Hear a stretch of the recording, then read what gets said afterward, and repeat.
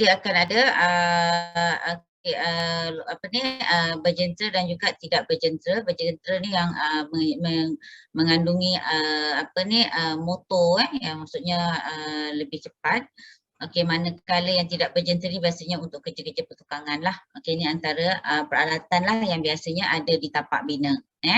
Okey, antara banyaklah ni dan apa ni yang ada ni biasanya yang atasnya untuk kerja-kerja tanah. Okey, untuk kerja-kerja tanah. Okey, ni adalah jenis-jenis mesin dia. Manakala yang bawah ni untuk kerja-kerja apa ni jalan raya dan sebagainya lah.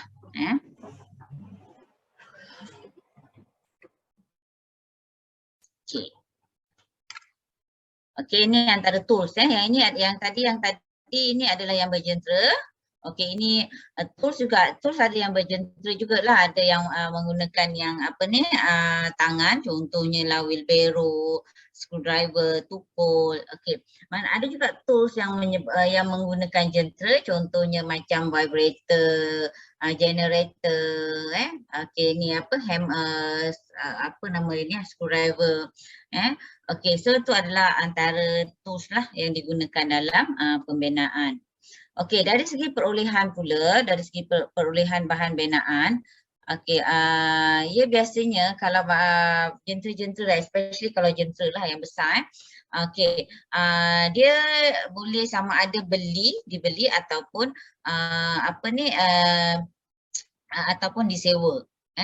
Kalau yang sewa ni biasanya bagi jentera-jentera yang besar-besar lah, yang jarang digunakan, yang tu kalau penyewaan lah, yang biasanya penyewaan tu dia dalam bentuk hari, minggu ataupun bulan.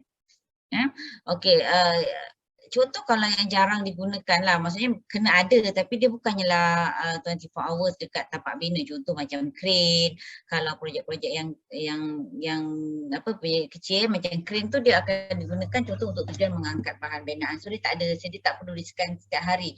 So pihak kontraktor biasanya akan menyewa lah ikut jam ataupun ikut berapa hari dia nak digunakan.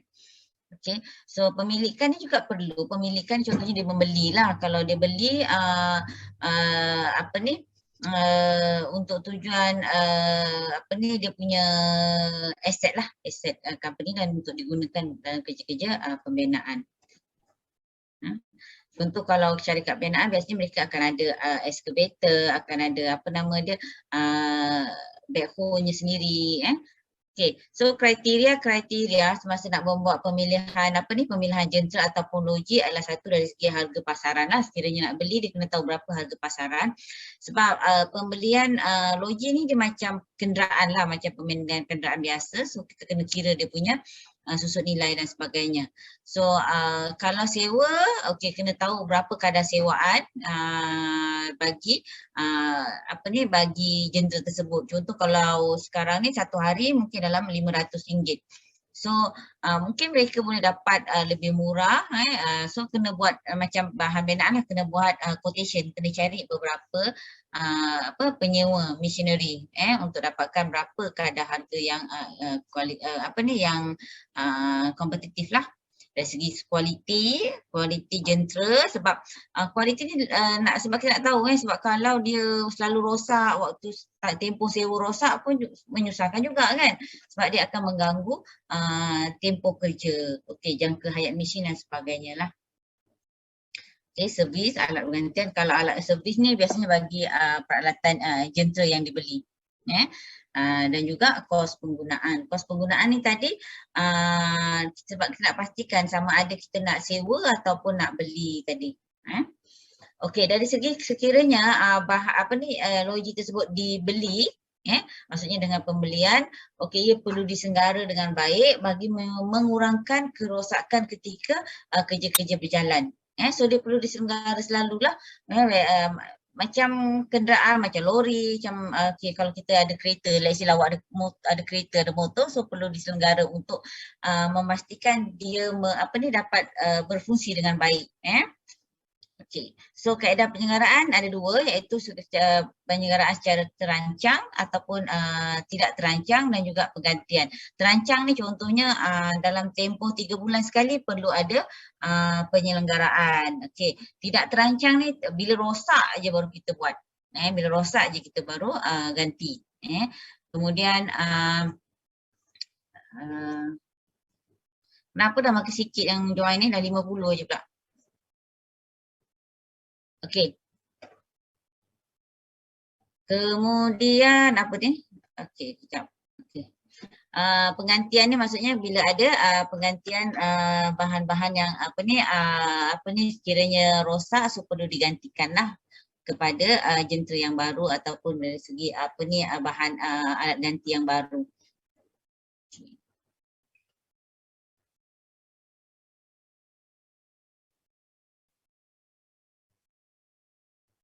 Okey, kemudian yang ketiganya adalah tenaga manusia iaitu pun buruh, iaitu tenaga buruh, sumber buruh, iaitu buruh ni adalah mereka yang melaksanakan kerja-kerja pembinaan. So sekiranya ada bahan binaannya banyak, tadi saya kata bahan binaan tu adalah 40 to 60 dalam kos pembinaan. Tapi sekiranya dah dibeli tapi tak ada orang nak buat kerja, ia juga membazir.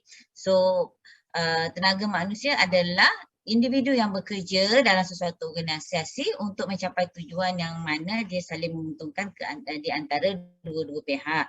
Means kat sini apabila buruh atau pekerja tadi itu, tenaga manusia itulah bekerja, ia akan dibayar gaji. Ia akan dibayar gaji. Okey, fungsi dia adalah untuk melaksanakan kerja-kerja pembinaan ataupun untuk menjalankan mesin. Itu adalah sumber tenaga manusia lah tadi. So mereka akan dibayar upah, dan bayaran upah tadi dia berbeza mengikut kategori, sama ada dia mahir ataupun tidak mahir. Itu adalah dia punya kadar upah lah. Lihatlah kadar upah dia. Sekejap. Okay. Ada kawan awak nak admit. Okey, dia ada dua, mahir dengan tidak mahir. Okey, buruh mahir adalah dia mahir untuk melakukan ataupun melaksanakan sesuatu kerja dengan kemahirannya, dan upah dia adalah lebih tinggilah berbanding dengan buruh tidak mahir. So kalau buruh mahir ni kita panggil dia tukang kayu, tukang lepa, tukang batu. Biasanya kalau dalam satu grup dia akan ada satu tukang lah ataupun satu buruh mahir, dan dia akan dibantu oleh buruh tidak mahir, ataupun buruh separa mahir lah. Yang mana kalau buruh tidak mahir ni dia akan perlu dipantau. Ini adalah upah buruh, upah buruh di Malaysia, dekat Semenanjung ni. Kalau pekerja, kalau tukang biasanya gaji dia satu hari 80 hingga 150 satu hari. Kalau pekerja tidak mahir, maksudnya dia sebagai pembantu, dalam 60 hingga 100.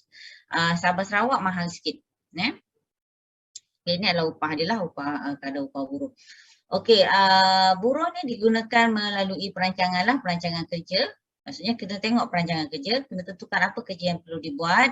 Okey, daripada perancangan tu juga kita kena tahu jenis buruh yang digunakan, so bilangan buruh yang digunakan, peralatan dan juga tempoh kerja yang dibuat. Ini dari segi perancangan kita kena tentukan. So kita kena rancang setiap buruh. Perancangan buruh ni sebab nak mengelakkan terlalu ramai pekerja. Kerjanya sikit tapi buruhnya ramai. So dia akan menyebabkan pembaziran. So kena rancang kerja, so kerja yang akan dijalankan, okey, berapa bilangan dia, peralatan mestilah cukup. Sekiranya pekerja ada tapi peralatan tak cukup juga akan menyebabkan pembaziran. Okey, kemudian perlu ada pengawasan dari segi masa siap. Okey, output ni maksud dia, okey, contohnya kalau 1 jam kerja-kerja membancur konkrit, menggaul konkrit, sepatutnya kalau 1 meter cube tu dalam 1 jam. So pekerja mestilah dia punya tempoh masa adalah lebih kurang sebagaimana output yang standard lah. So kena diawasi. Okey, kemudian dari kawalan pula dari segi produktiviti pekerja tadi tu, perlu dilihatlah. Dan produktiviti ni sebenarnya dipengaruhi oleh kemahiran. Kalau dia mahir, so cepatlah kerja yang dijalankan, persekitaran, pengalaman dan juga perlu kepada motivasi. Okey, so semasa perancangan buruh ni, okey, perkara-perkara yang perlu dipertimbangkan adalah dari segi jenis sumber yang diperlukan, apa sumber yang nak dibuat, apa sumber yang nak digunakan. Okey, berapa banyak yang berapakah banyak sumber yang diperlukan, bila dan tempoh sumber digunakan dan di mana ia diperlukan. Ini perkara yang perlu ditimbangkan. Jenis sumber, berapa kuantitinya, okey, masa yang digunakan dan kat mana dia nak kena buat kerja. So ini perlu dipertimbangkan dalam menentukan sumber-sumber buruh. Okey, contoh macam ni lah. Ini saya bagi contoh. Okey, nak buat kerja-kerja mengecat dekat living room, kerja-kerja mengecat dekat dapur dan kerja mengecat dekat bedroom. Dari 3 kerja. Okey, so perancangan dia tu macam mana? Okey, dia boleh buat kerja 3-3 sekali. Maksudnya bilik dia lain kan, ada 3 bilik. So sebenarnya kalau dia nak cepat, dia boleh serentak. Maksudnya dia kena buat perancangan lah, dia nak serentak. Okey, kalau serentak, okey, seorang buat dekat contohnya 2 orang dekat living room, 2 orang kat kitchen, 2 orang dekat bedroom. Okey. Okey. Okey, kemudian okey, dia juga boleh membuat kerja. Okey, sekiranya dia ada had, maksudnya ada yang atas ni dia tak ada constraint lah, maksudnya okey, ada 6 orang buruh. Contohnya dia ada 2 orang aja. Dia ada 2 orang buruh je. Kontraktor ni kontraktor barulah, dia ada 2 orang buruh je. Okey, so dia akan gunakan orang yang sama untuk cat living room. Lepas cat living room, dia akan pergi cat kitchen, kemudian last sekali bedroom. So dia mengambil masa yang panjang. So nampak kat sini, okey, kalau yang atas A tu dia tak ada kekangan dari segi buruh, maksudnya boleh guna 6 orang sekali arung. Kalau yang B ni dia ada kekangan buruh, ada 2 orang sahaja buruh dia. Tapi yang bawah ni masa pembinaan tadi tu, masa kerja tadi akan menjadi panjang lah. Okey. Kemudian, okey, so kalau macam ni kita kena tahu jumlah dan jenis sumber yang diperlukan. Contohlah kalau kita nak lihat kat sini, dia nak tentukan. Okey, contoh tentukan, okey, berapa banyak buruh yang nak digunakan. So ni daripada perancangan lah. Okey, perancangan dia contohnya kat sini. Okey, ada ini juga kerja-kerja mengecat. Contoh ni banyak sikit lah kerja-kerja mengecat dia ada 6 tempat. Ada 6 tempat. Okey. So okey, berapa hari dan berapa banyak painter yang akan digunakan. So akan tentukanlah kalau first paint dekat floor room, dekat first floor room ada 8 hari 2 orang painter, dekat basement room 4 hari 1 painter, dekat bedroom 6 hari 1 painter. Maksudnya kalau 1 painter dia akan mengambil masa yang panjang lah. Okey. Okey, so kat sini kita tentukan mengetahui perancangan dia, kita kena tahu jumlah jenis kerja dan jumlah jumlah sumber yang perlu digunakan untuk setiap aktiviti. Okey, ni contohnya. Okey, seterusnya macam mana kita nak lihat dari segi buruh ni tadi. Okey, ni contohlah. Okey, daripada contoh tadi. Okey, so ini kita buat, actually dia berkait dengan perancangan yang awak belajar sebelum ni, kelas sebelum ni. Okey, so kita tentukan, okey, first floor room, berapa hari tadi? 8 hari kan, okey, guna 2 painter. Kemudian, okey, kita buat semula kat sini. Okey, first floor room 8 hari 2 painter. Okey, painter ni kalau dah siap nanti, dia akan pergi cat dinding, cat stair, tangga dengan hall, dan juga 2 orang akan cat bathroom. Okey, itu perancangan dia lah. Okey, yang bawah ni, okey, yang bawah ni 4 hari 1 painter, yang bawah ni adalah 6 hari 1 painter. Sekejap Okey, ni perancangan dia. Ni yang macam dia punya bacat lah yang ni actually saya dah terangkan sedikit kan macam kita buat bacat tu. Okey, so kita kira lah berapa hari ni perancangan menggunakan perancangan kerja. So kita nampak kat sini penggunaan buruh 4 hari pertama, 5 hari pertama kita guna buruh yang ramai 4 orang. Kemudian dan makin bila kerja makin sedikit dia akan menjadi 1 orang pekerja saja pada hari yang terakhir. Ini perancangan dia. So let's say lah kita nak guna buruh macam ni. Maksudnya buruh ni ramai, lepas tu sikit-sikit pada hari yang ke-12 yang lagi berapa orang tu, lagi 3 orang tu tak tahu nak buat kerja apa. So dia tak nak. Contoh kalau tak nak macam ni kita boleh ubah lah. Kita boleh ubah. sumber tadi tu. Kita kena daripada tadi perancangan kita boleh jadualkan, maksudnya kita nak merancang sumber dan bagi memaksimalkan penggunaan buruh. Maksudnya tak perlulah sampai 4 orang ataupun tak perlulah sampai 6 orang. Okey, so kita guna kaedah tersebut adalah resource leveling. Kaedah yang kita boleh untuk jadualkan sumber, resource leveling dengan resource limited. Kita boleh guna kaedah resource leveling dan juga resource limited. Resource leveling ni maksudnya pengarasan sumber dan juga penghadan sumber. Yang atas ni pengarasan sumber, yang bawah ni kita hadkan sumber. Okey, so macam mana kita katakan sebagai resource leveling teknik? Okey, resource leveling teknik ni adalah kita kena dia juga dikenali sebagai resource smoothing. Dia juga dikenali sebagai resource smoothing. Kita smoothkan dia. Okey, kejap. Ada kawan baru masuk. Okey, di mana dalam kaedah ini kita akan meminimalkan fluctuation. Maksudnya buruh tadi tu dia tak adalah hari ni ramai, besok sikit, tu ramai balik, tak. Maksudnya kita akan jadikan dia sama sahaja. Maksudnya penggunaan buruh tu akan katalah ada 5 hari. So dalam tempoh 5 hari tu dia penggunaan buruh yang sama. Dan dia tidak mengextendkan masa without extending the project scheduling. Maksudnya dia tidak tanpa memanjangkan tempoh projek.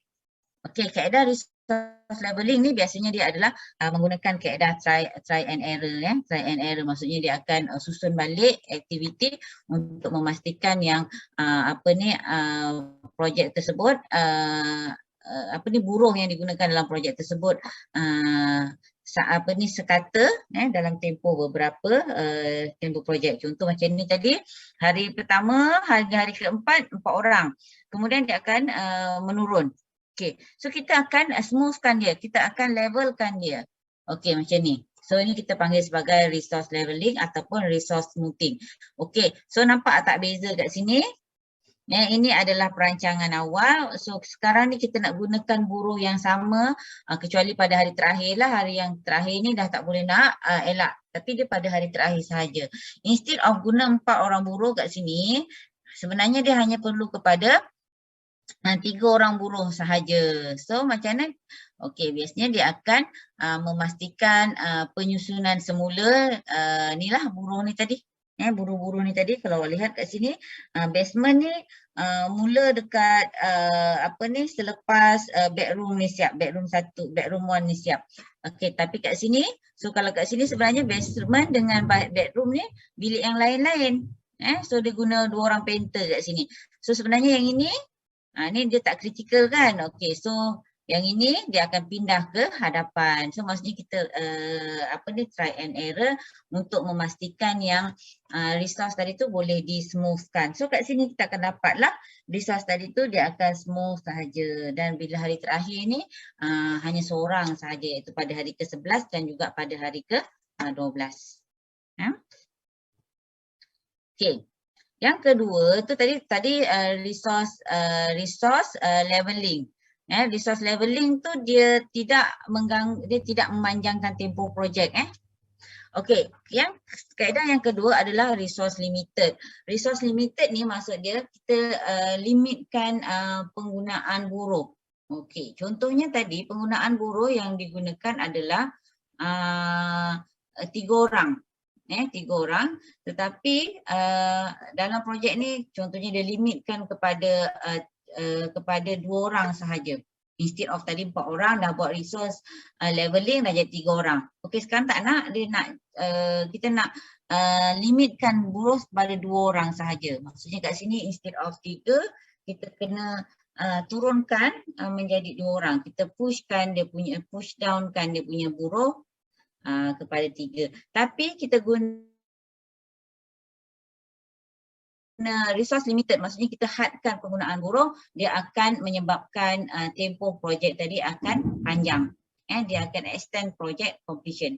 So bila buruh tadi kurang lagi, so dia akan delay lah ataupun dia akan memanjangkan tempoh projek.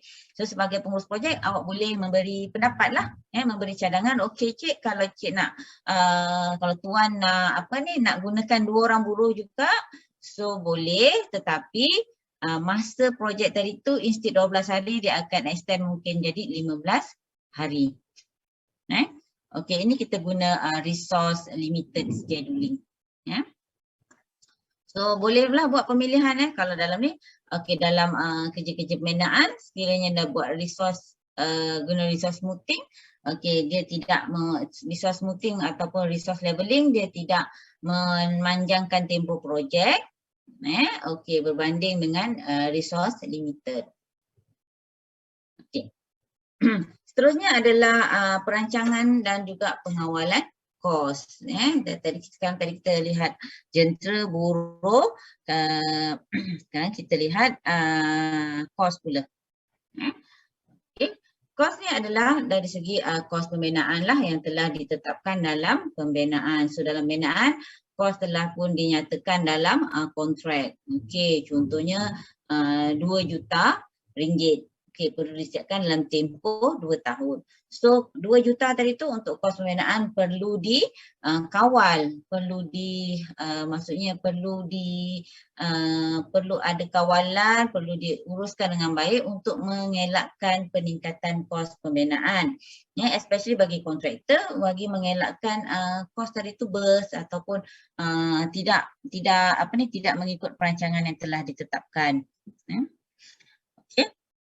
Perancangan dan juga pengawalan kos sebenarnya dia akan dibuat daripada peringkat awal lagi. Fasa-fasa pembinaan saya dah terangkan sebelum ni, ada fasa pembinaan. So daripada kajian kemungkinan, maksudnya daripada initiation, kemudian feasibility study, kemudian design, tender, pembinaan dan juga penyerahan.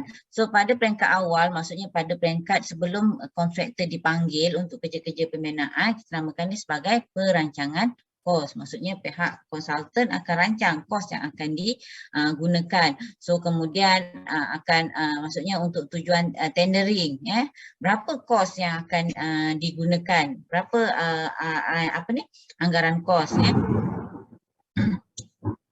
Kalau masa kat JB ni hujan sebenarnya ni, tengah ada buruh.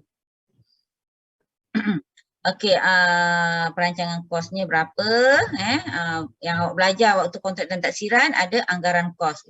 Itu adalah untuk peringkat kajian kemungkinan hinggalah reka bentuk. Kemudian waktu pakai tender akan ada analisis kos dan seterusnya waktu pembinaan akan dibuat pengawasan kos.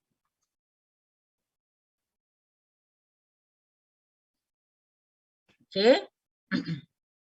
Perancangan kos ni disediakan dengan maksudnya pada peringkat awal lah, dia akan buat pada peringkat awal dan biasanya yang akan dijalankan oleh pihak juruukur bahan.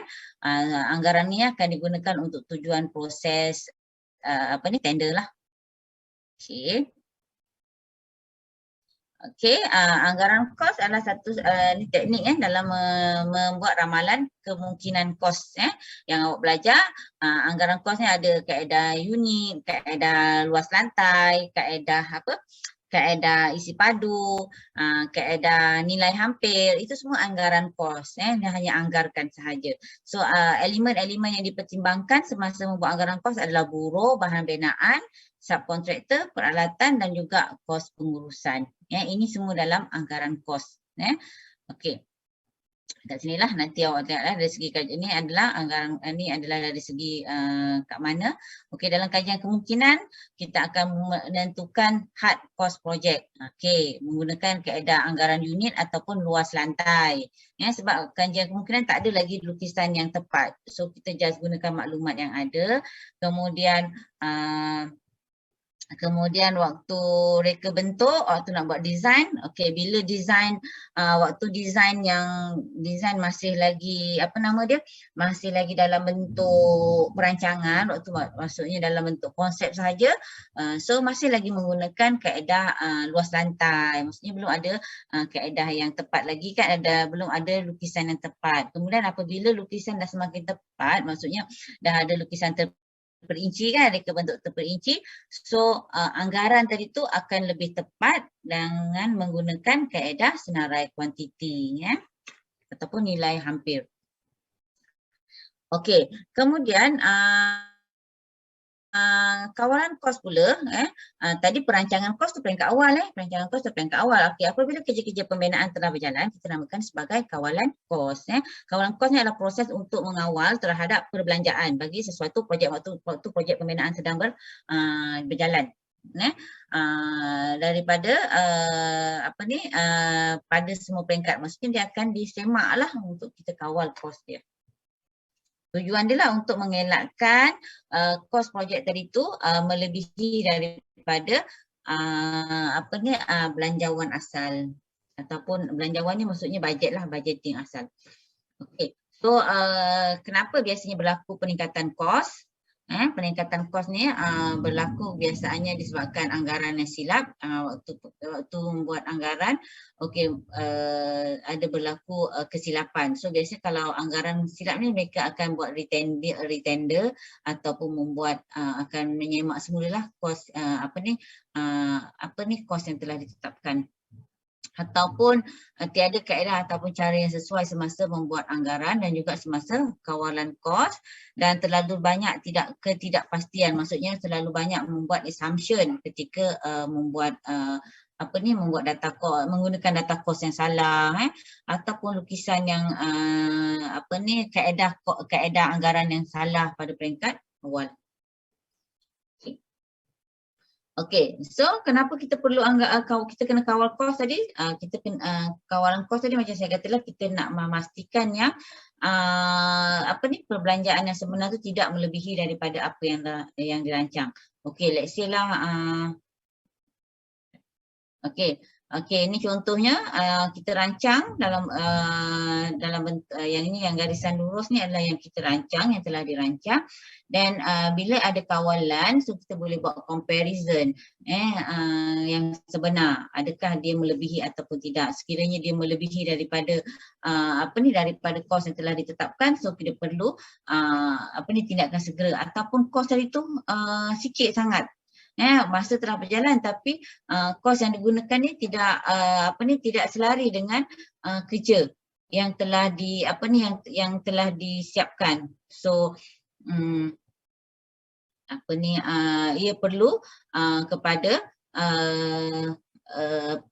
tindakan pembetulan. Okey, ini yang macam mana yang kita dah buat dalam perancangan kerja yang saya buat S-curve tadi tu. Okey, ni sistem dia ataupun dia punya projek dia. Kita dah buat peruntuk belanjawan, kemudian bila dah ada belanjawan ataupun budgeting tadi tu, kemudian kita akan buat perancangan, kita buat S-curve. Daripada S-curve tu kita kena kawal lah yang sebenar macam mana, yang dirancang macam mana. So melalui pemeriksaan, melalui pemeriksaan, maksudnya melalui kawalan kos lah, kita kena check sama ada yang dirancang dengan yang sebenar, kos dia penggunaan kos dia macam mana. Sekiranya terlalu banyak ataupun kos dia tinggi tapi kualiti kerjanya tidak sama, so dia kena buat tindakan penilaian dan juga tindakan. Okay, so macam mana kita boleh membuat perancangan melalui S-curve, macam yang saya dah tunjuk lah sebelum ni. Kita buat S-curve dalam planning. Kita buat S-curve, kita buat budget cost. Sebenarnya kita buat S-curve tu kita guna budgeted cost, iaitu peruntukan yang telah ditetapkan. Kemudian kita akan buat kawalan, iaitu kita akan tengoklah kos sebenar, kita kena track lah kos sebenar dengan peruntukan. Sekiranya dia melebihi, so kita kena semak balik. Kalau sikit sangat pun kita kena check semula. Okay lah, yang ini yang saya tunjuk ke awak dalam kelas. Scheduling, perancangan dan juga penjadualan projek macam ni lah. Kita akan buat S-curve. Okay. Dan kita akan track dengan yang sebenar di tapak bina. Okey, last sekali adalah pengurusan kualiti. Ini ada yang terakhir, iaitu sumber dari segi kualiti. Kualiti juga perlu semak. Okey, kita dah tengok kos, kita dah tengok bahan, kita tengok masa. So kita lihat juga kualiti bahan binaan. Okey, kualiti ni kita boleh semak, kawalan kualiti ni kita semak dari segi melalui lukisan dan juga spesifikasi. Tujuan dia adalah untuk memenuhi keperluan dan juga kehendak klien. Okey. So pada peringkat awal ni sebenarnya dia refresh balik pada peringkat awal, dia dah sediakan keperluan projek. So keperluan projek tu ataupun projek brief tadi tu dia menjadi panduan untuk tujuan kawalan dan juga kawalan mutu dan juga kawalan kualiti lah. So kena semak balik waktu kerja-kerja pembinaan berlangsung. Okey, spesifikasi tu perlu disemak balik, perlu dilihat semula apa yang diperlukan dalam taklimat projek. Okey. So biasanya dekat tapak bina ia akan diawasi oleh penyelia tapak lah. Sebab pengurus projek ni sometimes dia pengurus projek ni dia adalah ketua dalam satu pembinaan. Okey, so biasanya dekat tapak bina dia akan ada penyelia di tapak bina lah. Okey, so di kawalan kualiti dekat tapak bina biasanya dia ada sistem dia tersendiri lah. Dan dia akan dirujuk, biasanya mereka selain daripada kena ada spesifikasi, dokumen kontrak, spesifikasi, apa lagi, perancangan kerja, site diary, itu semua adalah dokumen-dokumen yang diperlukan di tapak bina untuk tujuan kawalan kerja. So kemudian aktiviti-aktiviti yang kritikal, contohnya kerja-kerja concreting perlu dikawal dengan baiklah untuk memastikan tidak berlaku kelewatan. Dan untuk kualiti ni juga sebelum sesuatu kerja ni dilaksanakan, contoh kalau concreting mereka akan semak dahululah dari segi pemasangan tulang tertulang, dari segi jenis konkrit yang digunakan dia perlu semak dahulu. Okay, seterusnya ada ni adalah sistem kawalan kerja lah. Just baca sajalah, ni teori lah macam mana kerja nak dijalankan dengan baik dan sebagainya. Okay, so itu sahaja untuk siapa ni, Syira baru masuk. Okay, so itu adalah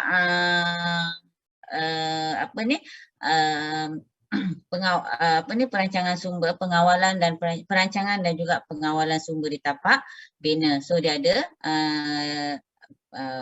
bahan binaan, jentera, buruh, kos dan juga kualiti. Okey, so kalau kita lihat balik sebenarnya dia juga adalah refleks kepada kualiti ataupun objektif lah, dia refleks kepada objektif projek lah, objektif projek dalam pembinaan. Okey, ada apa-apa soalan? Ada apa-apa soalan tak? Akhirnya tak ada pun. Okey. Tugasan macam mana? Kita ada lagi berapa minit lagi ni? Lagi 4 minit ni. Tugasan ada apa-apa soalan? Last date hantar esok kan saya bagi? Ada apa-apa soalan tentang tugasan? Tak ada. Okey, alhamdulillah semua boleh buat dengan baik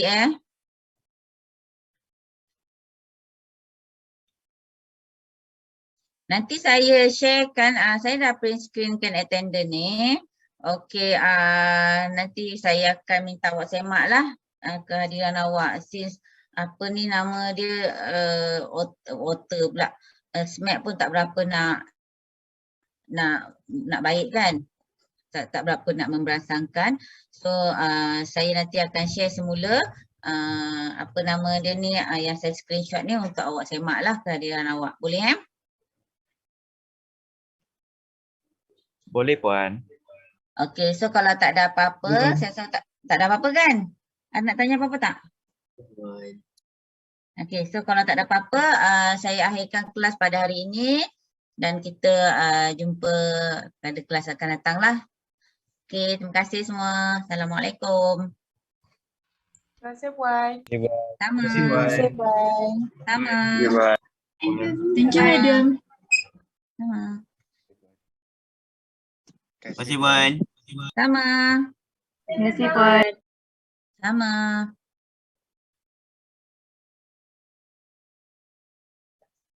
Sama.